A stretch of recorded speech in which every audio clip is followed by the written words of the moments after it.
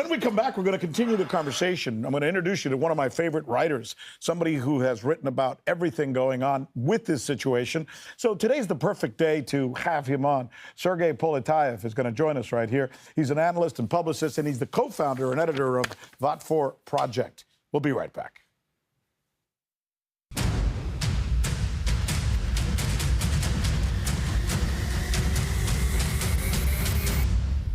So we've painted the picture for you of why this is such an important day, why these news stories that have been taking place over the last 48 to 72 hours, culminating yesterday with the announcement of what's happening in Lugansk is so important, and why it's receiving coverage all over the world. What we'd like to do now is specifically talk about this region, those 4 oblasts that many of you, if you're watching us from Delhi or you're watching us from someplace in the United States or someplace in Europe or in Australia or wherever it is that you are, you don't know this region, and you keep hearing people throw out these words, but what is this place? Who are the people who live there? What do they want, for example? So let's start with this. Let's put it up one more time so people can see this part of Ukraine, which Russia has now essentially taken, and why they have done what they have done. There you see Kherson at the bottom,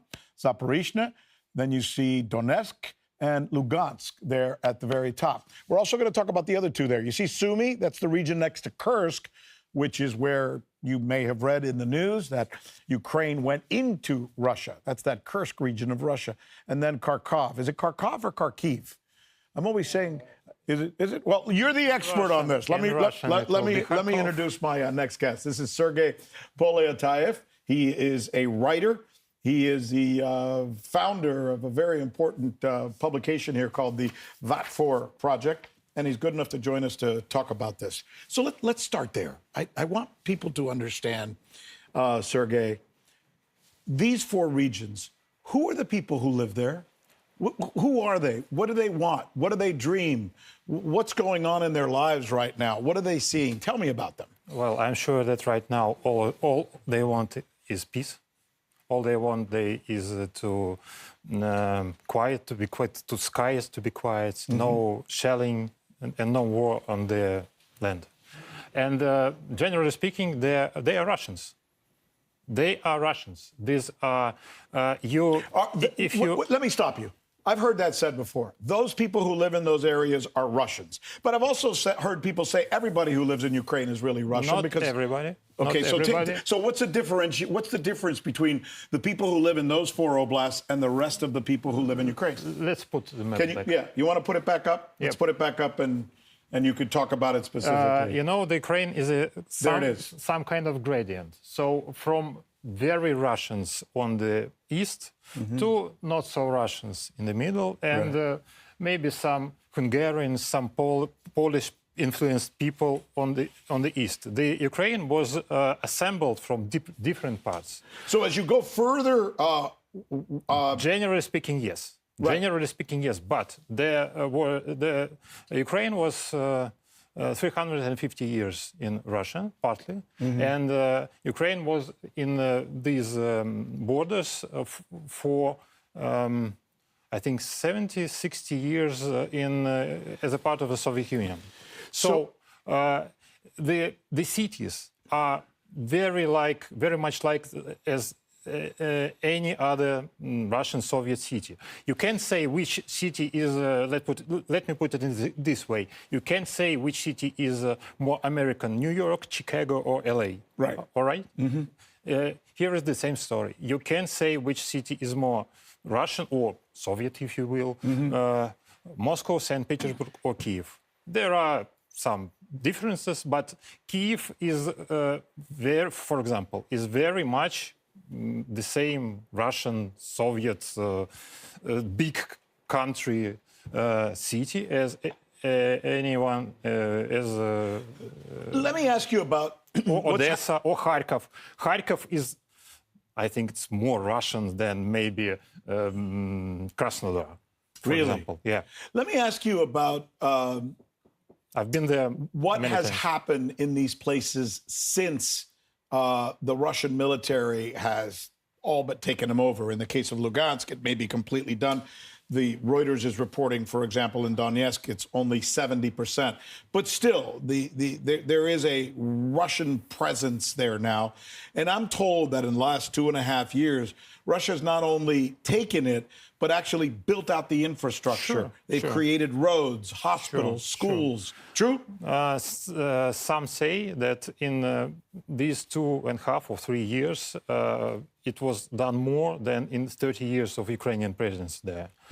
Maybe not about Donetsk. Donetsk was the richest city in Ukraine because all the Ukrainian money was earned there. Not all, but the very significant part. But right now, if we take Mariupol, for example, it is the second largest city in Donetsk region. So this is important, and I think this is why this is important. So the people who live there are being funded by the taxes that are collected by the people of Russia who don't live in those 4 oblasts. So in other words, they're benefiting from the Russian Federation. The Russian Federation is creating their infrastructure, paying for their schools, paying for their roads, paying for their security, etc. Well, it's not one-way road.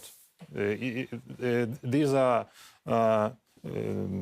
good industrial areas. So when all that industrial facilities will work again, they will earn money for themselves and for the Russian budget as well. So you're saying eventually those 4 oblasts will be as productive as almost anything in Russia, for example? When the war ends, sure. So I have no doubt about that. Which brings us to this deal that I just showed a little while ago. Mr. Zelensky did a deal with Donald Trump. Donald Trump was excited about the fact that that area that we showed is one of the most mineral-rich areas in the entire world. So in Europe, for sure. Yeah, and the fact that apparently the Russians are now taking those mines, for example, over, and they'll probably take the other 3 as well. How does that bode for Zelensky and for Ukraine? Well, I'm sure he didn't think that way. You know, because for Zelensky, it's not about earning money. It's not about Ukraine doesn't earn money at all right now. Yeah. For Zelensky, this war is for keeping the Ukrainian project alive. And the Ukrainian project is to be anti-Russia. Ukrainian project is to be anti-Russia. That's it? Yes. Pretty simple. Pretty simple. But it doesn't come from him, it comes from NATO, right? Well, it came from the core of Ukrainian nationalism. Which so when Ukrainian nationalism, yeah, nationalism. Those are some really bad guys, and many of them were very corrupt, and some of them were oligarchs, right? Well, most of them were communist. Back during the Soviet era. Yes, communist bosses. But you know, it's very natural. When let's put again for our viewers example from the United States. Let's imagine California secedes from United States. Right. Let's imagine. Yeah. So they have to explain for their own new citizen of California why they are different. Why they are now citizens of California and why they should support the new government of California, new California Republic. All right. Right. So, and they will explain, they will find some facts, they will make some facts, they will, why they're different. And this inevitably leads to conflict with the rest of the country. I was speaking yesterday. It's a natural thing. I was speaking yesterday, Sergei, to the former prime minister of Ukraine. And he told me something interesting. He said that in many ways, after the Soviet Union changed, the Russian Federation had problems with corruption as well. There's corruption everywhere.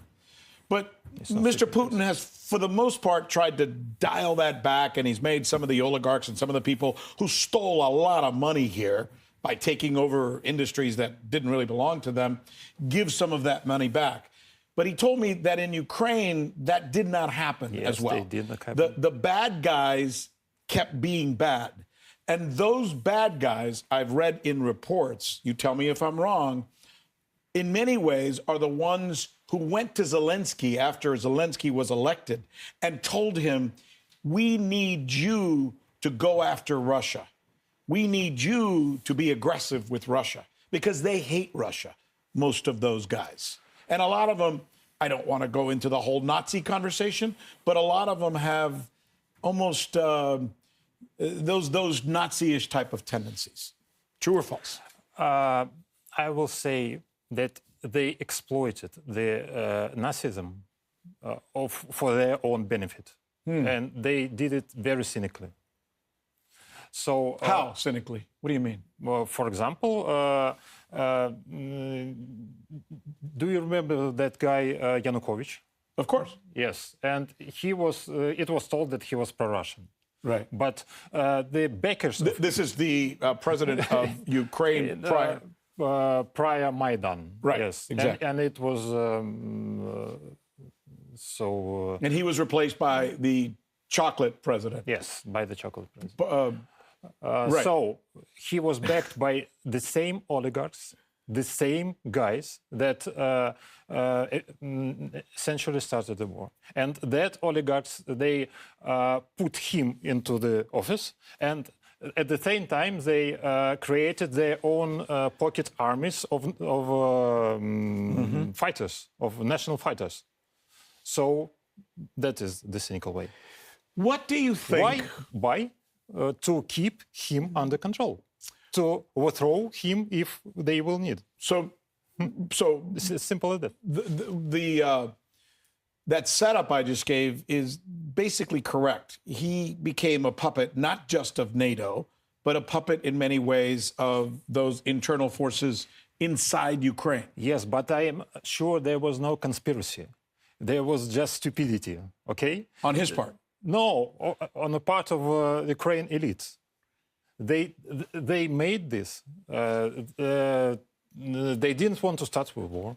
They didn't want to, So wait a minute. Did they really think that Vladimir Putin Back then. But did they really think that Vladimir Putin would allow them to do military exercises in the Black Sea? Yeah. Would allow NATO to come in and put in military infrastructure? Would allow NATO to consider taking back Crimea? Yeah, simple as that. And just sit back and go, oh, okay, if you guys want to do that, you can do that? Simple as that. And when? Why did they think so little of Mr. Putin's commitment to not allowing that to happen? Well, it's easy to explain everything with stupidity. But, the underestimation of your enemy, it's a very common thing. It's a very common thing. And it was very naive from their point of view. Then they were absolutely sure that NATO will fight for them. Isn't it naive, no? Yeah. But you mean they expected that the West would come in and fight the battle for them? That, don't worry about it. We'll never run out of money. But that hasn't worked. Even the money hasn't been able to stop the Russian military, as we're seeing today, yesterday, and the day before in these reports that are coming out now, right? Yes, we're slowly grinding, and we're slowly, it is the war of attrition now. It is a very sad thing. So how do you think, let's get to the finish here. How do you think this ends? Well, there are two ways for Ukraine. It is for Ukraine now to decide their own fate. Yeah. They may go for peace in 6 or 12 months, I think, and go for peace at the Russian conditions. And they will keep their country. Or they will keep fighting and they will lose the country altogether. So right now... So there will be some... It is very bad way, and for us as well, because there will be some big Gaza Strip, if you will. So you think right now, and I spoke to Mr. Medinsky about this, and I get the feeling that this is what he would settle for, but I want to hear it from you since you've been following this, and you're one of the intellectuals here who's been following this situation. If right now Russia could get the following things: a security deal that NATO is not going to be a part of Ukraine, a security deal that doesn't allow NATO or any other Western country to put forces or any other kind of military structure inside Ukraine. And they're able to get an agreement that guarantees that Ukraine will be a sovereign, neutral country. Those three things, then Russia would settle for those 4 oblasts that we just showed people in the map. They would walk away and say, we're good. We got nothing else. Yes, it is not for the war for the land. It is the war for Ukraine not to be anti-Russia. All right? So, and they should, the Ukrainian state should restart as some kind of new land, not anti-Russian, neutral one. And I am pretty sure that the only way it can be done if they will do it themselves. So if they say, the same Ukrainian elites that did all that stupid stuff will say enough. We don't want to kill ourselves. We don't want to kill anymore our country. The only way to keep alive, to keep our country, is to make deal with Russia.